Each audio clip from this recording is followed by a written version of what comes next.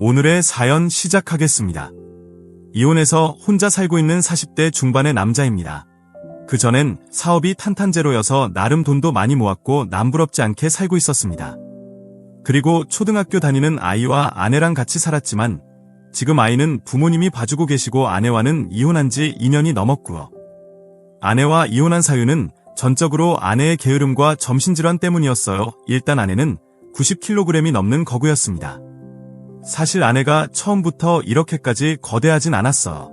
처음 소개팅으로 만났을 땐 정말 늘씬하고 예뻤죠. 같이 길을 걸으면 남자들이 흘깃흘깃 쳐다볼 만큼 미모도 훌륭했습니다. 하지만 결혼하고 나서 모든 게 속았다는 걸 알았습니다. 아이 낳기 전까진 참 부지런했고 메이크업 살령 가게도 꾸준히 할 만큼 부지런한 아내였습니다. 그런데 임신을 하자마자 식단 조절이 안 되더니 아이를 낳고 산후조리를 하고 또 육아를 하면서 기하급수적으로 살이 찌기 시작하더군요. 처음엔 산모가 건강해야 하니까 살이 있는 게 맞지라고 생각했는데 그 정도가 너무 심해지는 겁니다. 살이 쪄서 게으른 건지 아니면 게을러지니까 살이 찌는 건지 모르겠지만 점점 집에 설거지가 쌓이고 음식물 쓰레기에선 악취가 나고 벌레가 꼬이더군요. 물론 이건 제가 바로 처리를 했습니다. 제가 아무리 바쁘고 피곤해도 그런 꼴을 못 보는 성격인지라 깨끗하게 정리는 했어요. 그리고 아내는 아이 키우느라 바쁘니까 당연히 남편이 도와야 한다고 생각했으니까요. 근데 회사를 다녀오고 집에 오면 퍼진 몸으로 족발이나 치킨을 먹고 치우지도 않은 채 옆에 그대로 방치해 놓습니다. 그래서 얼마나 안 치우나 두고 봤더니 일주일간 정말 꼼짝도 안 하고 거실에서 TV 보고 밥 시켜 먹고 다시 TV 보고 화장실 갔다가 아이 보는 것이 전부였습니다. 그래도 꾹 참았죠. 근데 아이가 커서도 그 버릇이 안 고쳐지더군요. 집안 아무데나 쓰레기를 버리고 아이 옷 입은 꼴은 전쟁통에 부모 일은 아이 마냥 지저분했습니다. 그래서 제가 아내에게 통사정을 했죠. 여보, 결혼 전으로 돌아오라곤 아내에게 근데 좀 청소 좀 하자.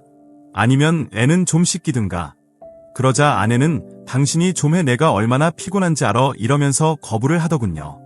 근데 그것뿐만이 아니었어요. 집에서 먹고 자고 하다 보니 자기도 심심했는지 인터넷으로 게임을 하기 시작하가 나중엔 도박까지 했더군요. 그 사실을 알고 나중엔 경악했지만 이미 상당수의 돈이 완전히 아내 도박 자금으로 날아가 버린 겁니다. 그때부터 아내의 집착은 더 세졌어요. 뭐만 해도 잃는 걸 싫어했고 뭐만 해도 자기가 버림받는다며 횡설수설하기도 했고요. 아무래도 아내가 제정신이 아닌 것 같아 정신질환 치료도 받자고 권유했지만 아내는 거부했습니다. 그리고 아내의 기름진 턱살과 뱃살만 봐도 분노가 치밀어 올라서 도저히 같이 못 살겠더라고요. 더 이상 같이 있다간 제가 미칠 것 같았습니다. 그래서 일단 모아둔 돈 대부분을 현금으로 정리해서 집안 금고에 보관을 하고 몇몇 돈은 다른 사람 명의로 돌려서 저한테 아예 돈이 없는 것처럼 꾸민 후에 이혼 소송을 걸렀죠. 아무래도 이혼의 책임이 게으르고 부부 생활에 충실하지 못한 아내에게 있었기 때문에 당연히 제가 승소했습니다. 그래도 애 엄마니까 일단 생활비 하라고 돈 일부를 좀 나눠주고 아이는 제가 키우는 걸로 깔끔하게 마무리를 했습니다. 하지만 그녀는 마지막에 제게 저주를 퍼붓더군요. 나 당신 부셔버릴 거야. 나 미친 사람으로 몰아놓고 돈 한 푼도 안 주고 나한테 소중한 거 다 가져간 당신을 내가 평생 저주할 거야. 그때만 해도 그런 얘기 귀에 들어오지도 않았습니다. 그리고 나선 아이의 게으른 아내를 잊고 살았습니다. 그 후엔 아내가 도박으로 날려버린 돈을 충당하기 위해 회사를 더욱더 키우기 위해 정말 열심히 살았습니다. 그래서 아이가 초등학교 고학년쯤 되니까 이제 슬슬 자리도 잡고 마음의 여유도 생기더라고요. 솔직히 제가 약간의 재력이 있다 보니 주변에서 유혹도 많았고 소개시켜준다는 사람도 많았지만 저는 원래 일을 사랑하고 가족만 사랑했기 때문에 전부 다 거절하며 앞만 보고 살았거든요. 근데 약간의 마음속 여유가 생기니 자연스레 여성을 소개받아서 만나게 됐고 잘 이뤄질 뻔했는데 이상하게 여성들과 만날 때면 사고가 일어나는 겁니다. 차 사고가 날 뻔한다든지 아파트 위에서 화분이 떨어져서 크게 다칠 뻔한다든지 위험천만한 상황이 이어지는 겁니다. 처음엔 여성들도 데이트하려면 목숨이 몇 개나 있어야겠어요. 농담을 할 정도였는데 정말로 어떤 여성은 교통사고로 입원했습니다. 그때만 해도 그 여성과는 인연이 아닌가 보다 했죠. 근데 그 이후로 만난 여성도 갑자기 날아온 불씨에 머리카락이 홀라당 타버렸고 동네 내리막길에서 누가 뒤에서 밀어서 다치는 둥. 제가 만나는 여자는 전부 다 다치거나 사고를 당하는 겁니다. 자연스레 여성을 만날래야 만날 수가 없더군요. 굿이라도 해야 하나? 하면서 친구들과 술을 마시면서 신세한탄을 했는더 우연히 옆자리에 앉은 여성 2명과 합석을 하게 됐습니다. 특히 그 중에 한 명은 제가 무슨 말만 해도 어찌나 잘 호응해주고 저를 깊이 있는 눈으로 바라보는데 오랜만에 마음이 설레더라고요. 이 나이에도 이렇게 만날 수 있구나. 나 아직 안 죽었네. 은근히 기분도 좋았습니다. 특히 그 여성은 40대라고 믿기지 않는 외모에 얼굴까지도 예뻤지만 무엇보다 저랑 취향도 너무 비슷하고 제자 좋아하는 것, 싫어하는 것까지 비슷할 정도여서 깜짝 놀랐습니다. 마치 하늘이 내려준 인연 갈더군요. 연락처를 주고받고 나중에 따로 한번 만나서 영화 데이트를 하기로 했죠. 술집이 아닌 환한 대낮에 만나니까 미모가 더욱 눈부시더군요. 배곡 같은 피부에 조금 성형한 듯하지만 그래도 이목구비가 뚜렷해서 남자들이 졸졸 따라다닐 것 같은 외모였어요. 순간 이런 여자가 나를 왜 만난다고 했을까? 궁금하더군요. 그렇게 영화를 보고 식사를 하는 자리에서 이런저런 얘기를 나누는데 목소리가 어디서 많이 듣던 목소리인 겁니다. 그래서 많이 듣던 목소리 같아요.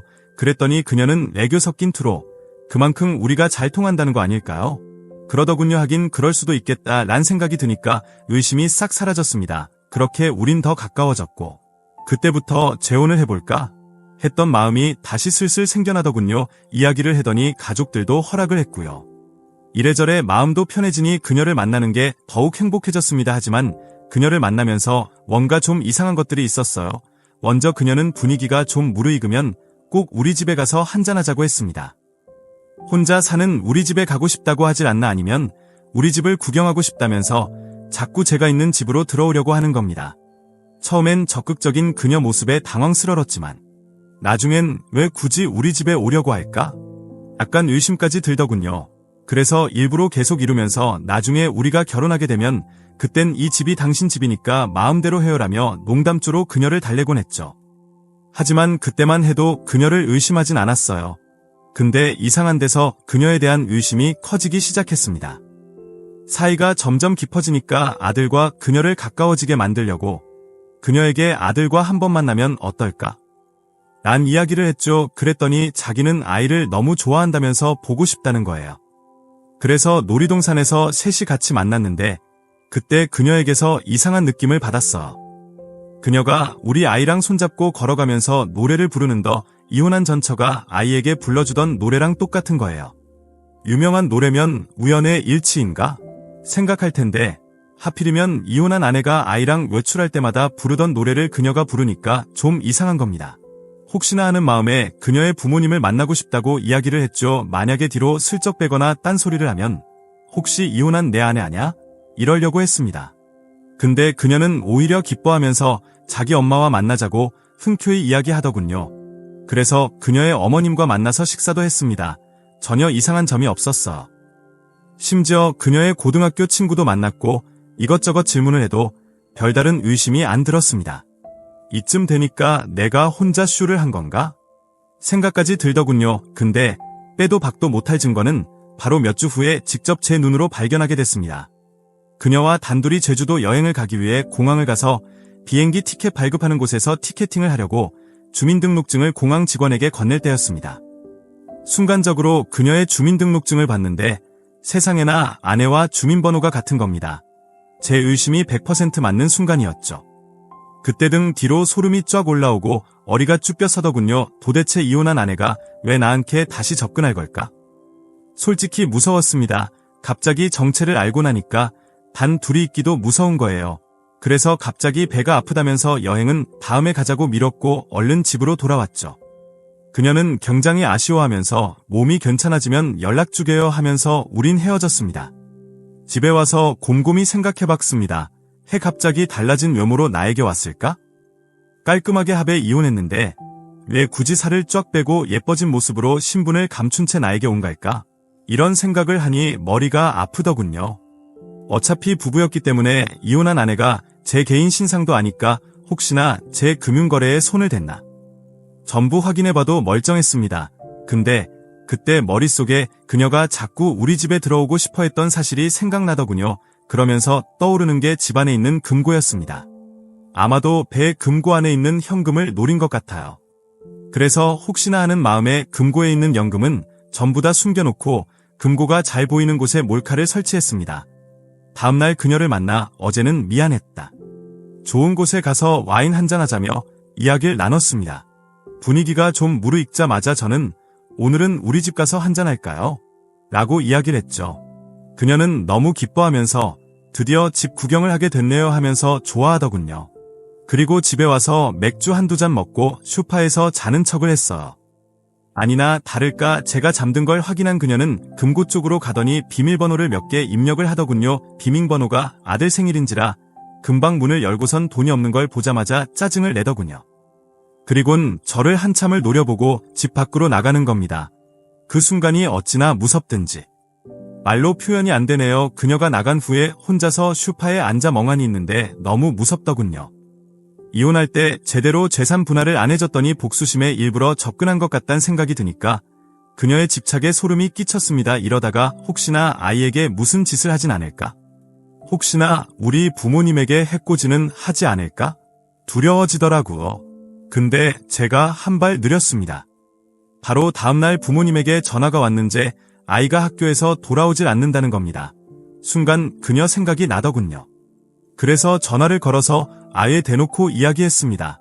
당신, 이혼한 내 전처 맞지? 돈 때문에 친자식도 유괴하는 거야? 그러자 그녀는 한숨을 푹 쉬더니 아예 인정을 하더군요. 그러면서 하는 말이 왜 날 버렸어?